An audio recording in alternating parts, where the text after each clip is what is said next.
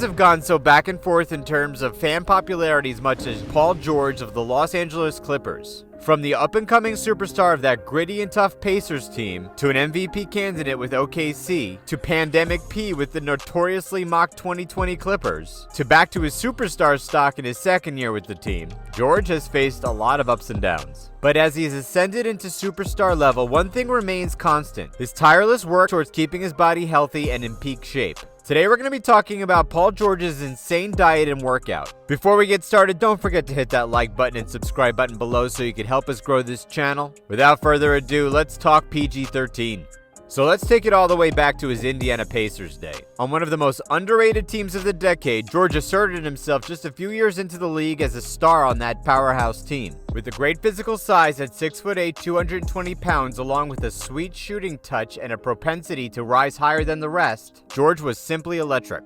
That physicality and skill on the court made the Pacers a sneaky contender for several years during the early part of the decade, had a great chance of making the NBA Finals. Still, all was looking up for Paul George and the Pacers until a devastating injury set everything back. In 2014, during a blue and white game for Team USA, George went up for a chase down block and landed horribly on the bottom of the hoop, breaking his tibia and fibula in a particularly gruesome way. It was the type of injury that could have ended a career not too many years ago. And ever since that point, George knew that he wasn't invincible and would have to start working on his body and his recovery process harder than ever. In an interview with GQ, George talked about the realization, saying, "I realized I needed to take care of my body. As I get older, I was seeing more wear and tear. Also, when I'm done playing the game, I want to be able to do normal things and not hurt from them." With that mindset, PG started with the very first step, a revamped diet, assuring better recovery time not just from his injury, but when he would finally be returning to play again. So the first thing he did was hire a personal chef.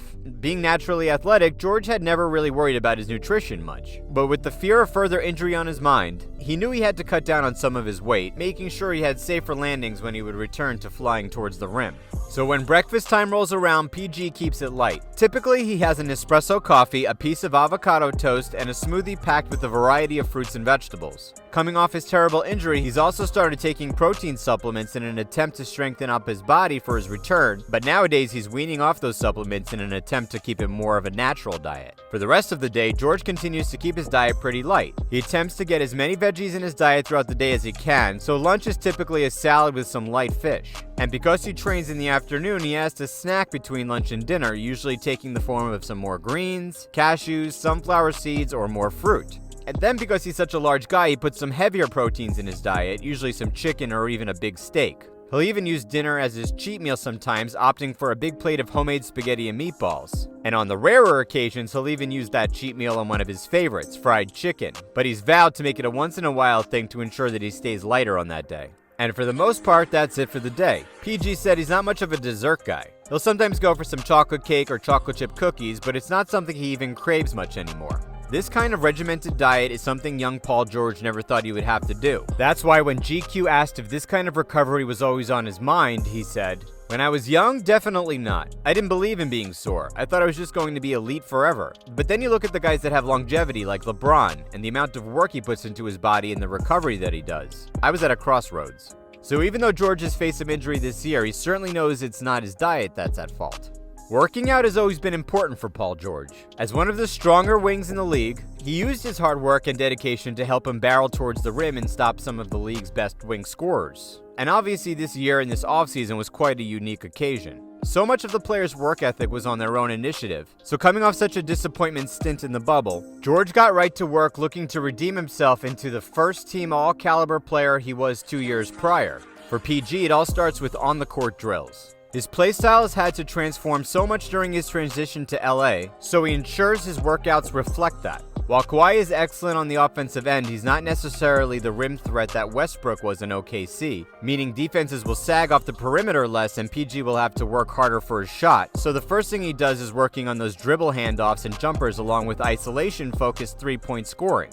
The focus on these drills are very specific on the footwork, helping George on his step back, side steps, and hesitations that are going to get him more room for himself. This work has proven itself as George is shooting a career-high 44% beyond the arc this season. But in order to retain his abilities as a three-level scorer, the drills work their way in off the three-point line, ending at the rim with inside and outside hand finishes. Then it's on to blending it all together, getting shots up all over the court. After his Oncourt workouts, PG heads home where he'll eat and meet Ryan Capretta, his strength and conditioning coach, to begin his workout in the comfort of his own home. George is so committed to the at-home workout that he's invested a large stake in the company Tonal, which has given him the ability to complete facility-like workouts in his own home. But before he starts on anything intense, he completes the basics, doing sets of push-ups, planks, side planks, light dumbbell flies, and of course plenty of stretching. Then the medicine ball comes into play. With an elastic band around his legs to improve his stance, he does the medicine ball shuffles, passes, and squats. He then starts doing more push-ups with the medicine ball under one of his hands, testing his balance as well as his strengths. After the medicine ball workouts, he moves on to the more intense stuff, doing dumbbell presses, dumbbell rows, dumbbell dynamic lunges, making emphasis on his form, and heavy resistant band rip-throughs. Then it's on to a bunch of inverted rows on his tonal equipment and some medicine ball wall sits, all stuff that is grueling the longer you go at it, and of course, PG is going hard. All of these workouts have made PG one of the sturdiest wings in the league, leading him to 4 all-defensive team honors. In a league that's both praised and given up on PG-13, fans should be rest assured that he's at least giving his all at every opportunity. Now it's time to see if he and Kawhi Leonard could lead the Clippers to their very first championship banner. That's it for today. What's your opinion on Paul George? Let us know in the comments below, and don't